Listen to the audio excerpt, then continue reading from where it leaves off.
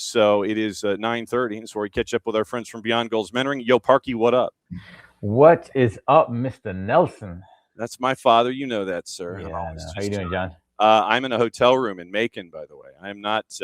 I am not in town. I am down in Macon for the high school basketball championships. So, uh, Ah, yeah. So this is excellent. day 3 of 4 of the marathon, and so I will be watching everything north of me from Middle Georgia this week. I do have well, Abby has something that she wanted me to tell you. It's in the Twitch pitch, but I wanted to also let everybody else know who are just listening this morning. And I do want to talk about season 10 and all these kinds of things. I would like to ask the mogul in training a question, and he can answer it to whichever extent he wishes, considering the current situation involved in that league that is attached to the mogul in training. May I ask a question? Sure, of course. Where are things right now as best as you can explain? Because we know that it is a difficult situation right now, and I'm using that word on purpose. To be a neutral observer in this between the players and ownership in USL Championship right now, the USLPA, and there's still no collective bargaining agreement. I guess where are things right now as they stand? The season is still going, games are still being played, but how would you best characterize where things are right now between the two parties, even with the season going on without a labor agreement? Yeah, to be honest, John, I wish I knew more. I haven't really been involved in any of the negotiations. I was on one call. That was an update call, but other than that, I have not been on anything. So I don't know a ton. Mhm. But I haven't heard anything that games won't be played this weekend. Right. So that's good.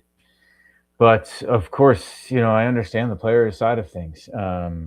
There are a couple organizations in the championship that need to do better, flat out. They need to do better. And, I know that every team is losing money and it's a difficult business. But that's also the business of professional sports in general.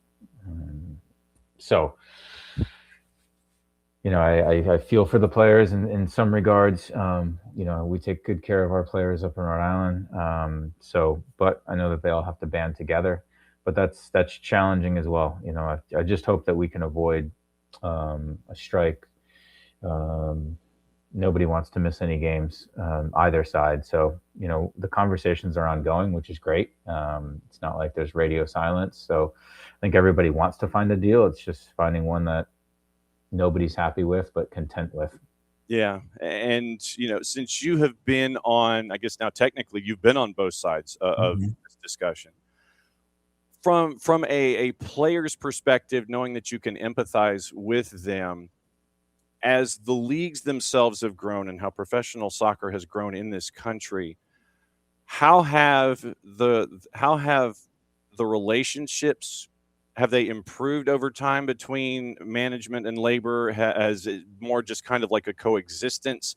Does management on the whole, regardless of what league we're talking about that you've been a part of, did they understand where the players are coming from to that point of being content? Is it still adversarial at points?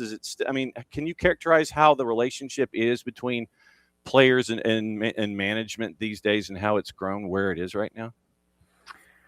Yeah, I think it's tough. I think it depends on what organization you're at. I think everybody knows that regardless of what league, right, there are owners and ownership groups that do things differently than others. And some look after their players and some spend a lot more money than others. And why would you not? That's the thing that gets me, because you mentioned that some clubs are better at taking care of their players than others. I mean, it makes too much sense that you would want to treat individuals as you treat folks as you wish to be treated.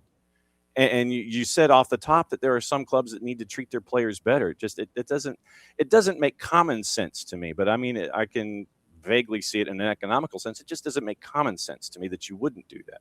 Yeah.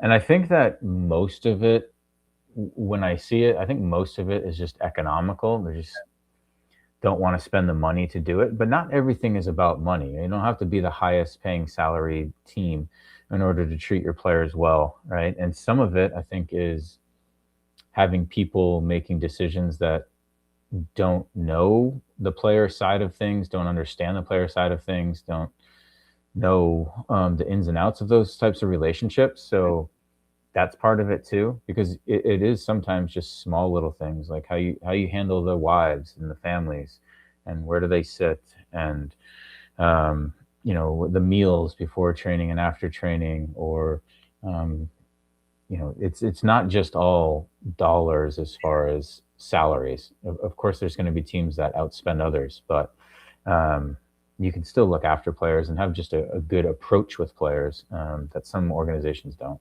You get to bring that to the table with your time up there in Rhode Island, being that extra perspective. It's like, hey, have you thought about X, Y, or Z, and helping the players along and understand that they're a part of a larger family? Have you had the chance to contribute those kinds of ideas?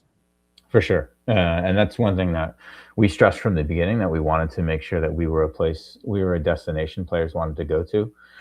And that's basically because of how we treat players on and off the field, and the environment that we provide for them. And again, we don't have a training ground. We train at the stadium, which is not great. I don't want us to be training at the stadium, but the reality is it's going to cost us, $20 million probably to find space, build it. There's not a lot of space up there in Rhode Island. So it's an expensive endeavor after just building a very expensive stadium. So it's not easy. But we can do other things off the field, right? Take care of guys, take them out to eat here and there, take them to golfing, set up different events, right? Have the wives together for a meal, right? There's little things that you can do to make sure that, hey, these guys feel like that we care about them on and off the field. Okay, enough management and labor talk. I wanted to ask just because of your perspective and where Yeah. things are and everything. It's season 10 for Atlanta United. It's been a while since we've been able to catch up. Mm-hmm. Random question that popped into my head. From that first team that you were a part of, who is the most random individual from that roster that you still have regular conversations with to this day about your time together at Atlanta United? um, Do you and like A.W. Oswell or who's the most random person in your Rolodex that you still call up on a daily basis? That's tough. Nobody on a daily basis other than Greg, Right. Brad, and Jeff here and there, Alec here and there. Yeah, Bobby and I have a good relationship. We do connect here and there, but it's not even monthly. That's a good question. I don't know if there's anybody really. I'm being completely honest about often, and that's crazy because I was talking about that not too long ago with somebody. You get very close with guys when you play with them. Yep. And when you move on, it's just like that's part of the gig, and you stay in contact here and there, and you can hit guys up, and it's like no time has passed. But even somebody like Jeff, who I was obviously very close with, we speak every few months, and you do most of the speaking, I'm sure. since he is Webster's dictionary when it comes to conversation. Very true. So yeah, but yeah, when I do look back, I'm like, oh man, I forgot. So and so was on the team, or you think back to relationships, and I kind of reminisced the other day because I'm finally, John, starting to put stuff up in my basement. There you go. And so I was looking through a bunch of memorabilia and trophies and medals and stuff, and I came across like things that I didn't even know I had or forgot that I had, or some pretty cool stuff. Oh, comma, question mark? Yeah. Like what? I guess I'll have to take some pictures and post them. But I forget the gentleman's name right now off the top of my head since you put me on the spot, but he made a couple posters, and one of them is me and Miggy. And I got Miggy to sign it before I left. It's really cool looking. And then another one is me. It just says Captain Atlanta, something like that. Well, yeah, and that's what Abby was talking about. So they cleaned out their Tifo storage closet and found the Captain Atlanta banner.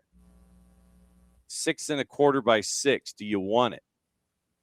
And if you don't, when next time you're in town, can you sign it and they can use it as a fundraiser for the Gulch, the umbrella for the 6 supporters group. So let Abby know. But yeah, I love that. They found their Captain Atlanta banner. Well, that's way bigger. The one I'm talking about is a poster. It's probably, that big. It's really cool. It's got a great design on it. But yeah, I'm happy to sign that, Abby. We should absolutely, if it can help you guys, let's do that. If nobody wants it, I'll take it. But see now, and yeah, that would be like an entire wall down there in the office. That could be your new background and everything. You sit there for all your phone calls and everything. Use that as your new background for all of your stuff. When it comes to this season, and Tata's back, Tata 2.0, and he said it's going to be a long-term fix. Be patient. And you're finally getting goals scored. You get to see the importance of Alexei Miranchuk, and as a starter and everything. How patient are you as a part of that family about wanting to see things flip the script and be better than they were last year? How patient are you? More patient because Tata is the coach than I think if somebody else was the coach. Okay. And that's just because. Sorry. I get that. Yeah, I get that. Yeah, just because he's had the success, and not only with Atlanta, obviously with Miami, and he's taking over a roster that he's had very little control over, which I guess any manager coming in would have been in the same spot. Mm-hmm. But I will say at the same time, golly, has it been disappointing. Man, crazy. And I know that Alexei was a little bit injured. Maybe that's why he didn't start the first couple games. And I know that Galarza, which I cannot look at without thinking about Greg because the last name. So we'll just call him Greg Galarza from now on. He's coming in to help the squad. So, but geez, yeah, it hasn't been inspiring, I guess. I don't know if we've deserved points yet in a game. And some of the goals we've given up, it's from a defensive perspective. You're like, golly, needs to be a little better. But I do have faith that they'll turn it around. I still think that we'll get into the playoffs. So, but you can't go 0-6, 0-7 or something like that and have a start like the Galaxy did last year. So, things will need to turn pretty quick. When you have mentees that are drifting into new situations, they're the new kid at school. And they're the ones that are, trying to integrate and try to sit there, so they feel out of place. It's like, I don't know if I belong here. I'm here and I have to be here kind of a thing because of, geography. Do you get the chance to talk to mentees who feel out of place because they're the new kid at school and try to tell them about, how to integrate and, be nice? Do you talk about the off the field stuff when they're the new kid in town? Oh, for sure. Yeah, definitely. Because it's important. That's one of the most important things about joining a new team is getting to know guys off the field, right? Because if you feel comfortable with them, there's very few players that can feel uncomfortable off the field and then perform well on the field. Right? It takes a very special athlete to do that. One who really doesn't give two anything about what other people think of them. And there's not that many of those out there. It's tough. So for sure, that's a big aspect of getting into a new group.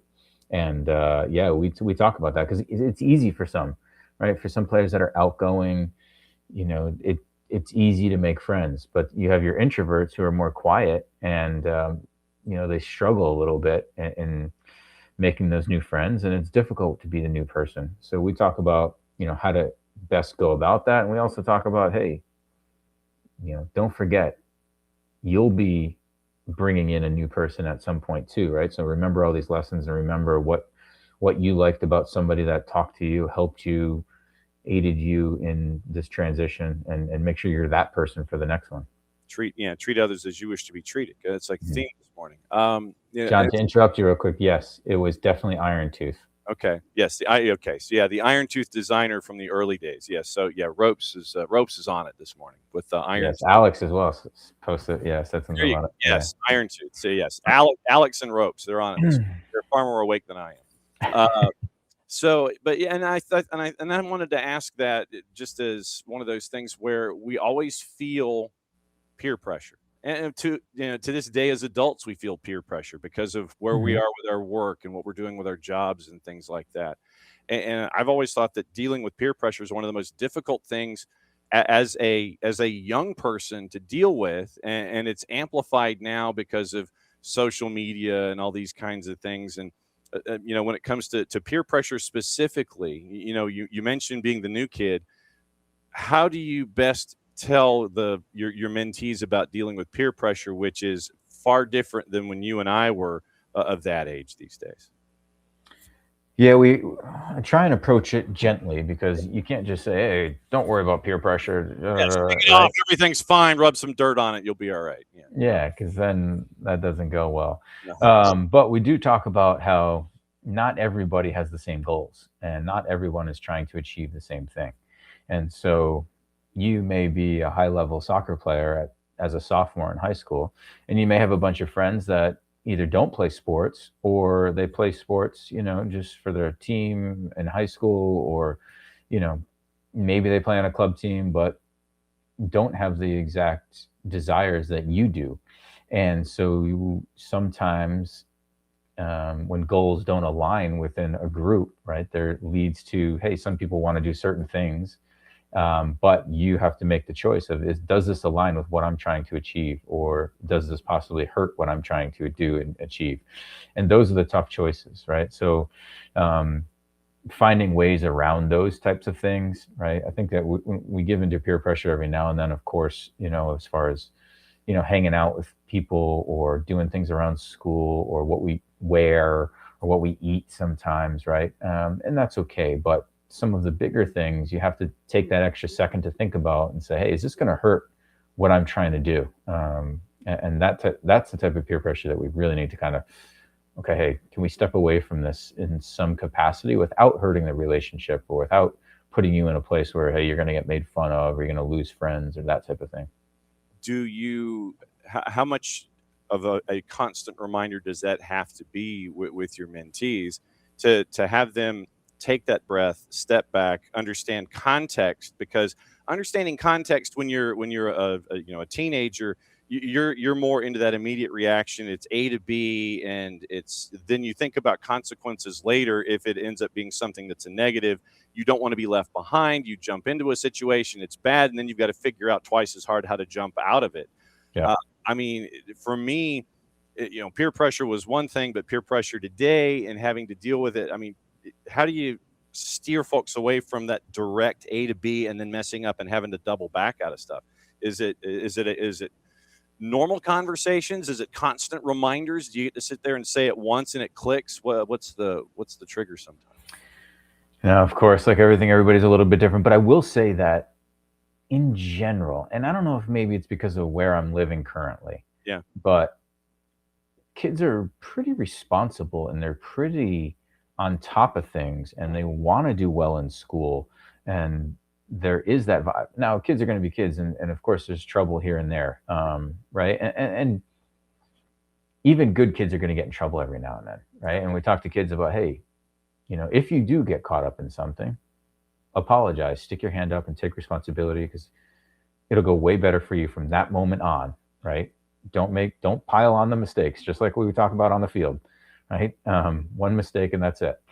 So that'll happen. But in general, I'm pleasantly surprised by the younger generation. Of It seems like they've got a good grasp of things, and now social media is a beast in itself, and maybe that's part of it, right? They can kind of get all that stuff out on social media, and then in person they're a little bit better. I don't know if that's as a whole good for society or not, but I don't see the bullying as much as what I remember growing up, which is a great thing. So, that is cool that the bullying doesn't appear to be there, especially because of the immediacy of social media, where you could get called out. You sit there, Hmm. this happened to me, and I'm going to post it, and I'm going to get it out there in the ether and everything. But that's interesting that you are seeing, at least in your sphere, that the younger generation seems to be handling it better than those of us who didn't have social media growing up and had to just kind of deal with it and either jump in and be a part of the pack or just be the outcast.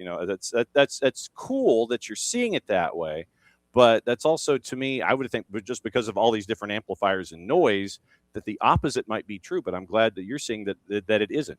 I'm sure that it exists, John. I'm not saying I'm Right. not being naive here, that it doesn't exist, and there aren't kids that are struggling with it, or there aren't some, kids that need to change their behavior, right? But just talking in general.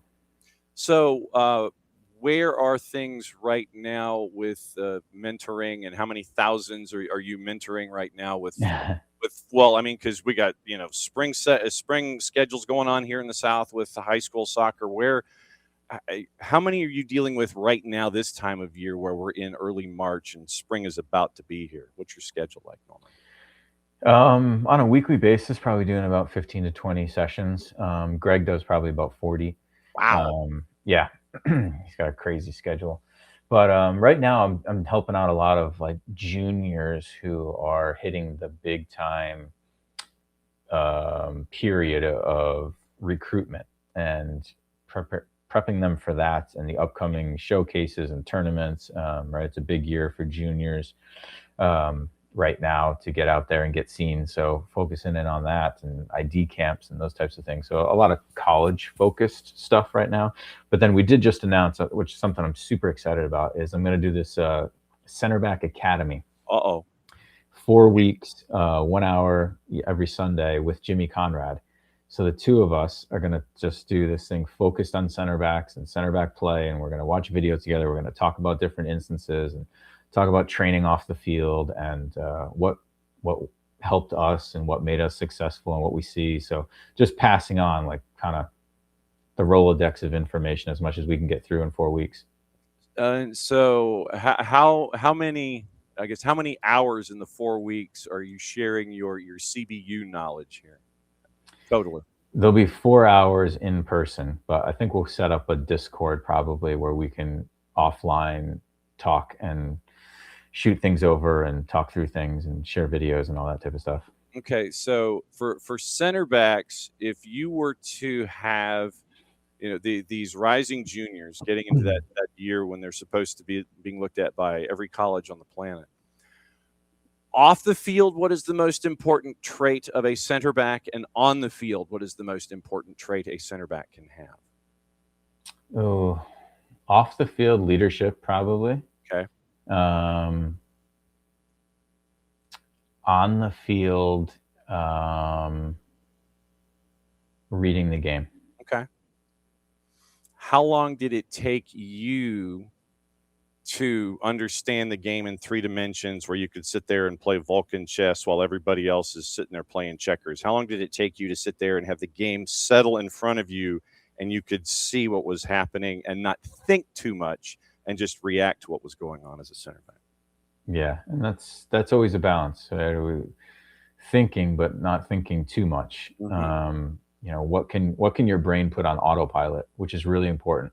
And it only puts things on autopilot once it's done it many, many times and it feels confident that you don't have to think about it. So a lot of those things you just need to do over and over again before it goes on autopilot. And then once it's on autopilot, it frees up the brain to think about something else or look at something else, which is really powerful.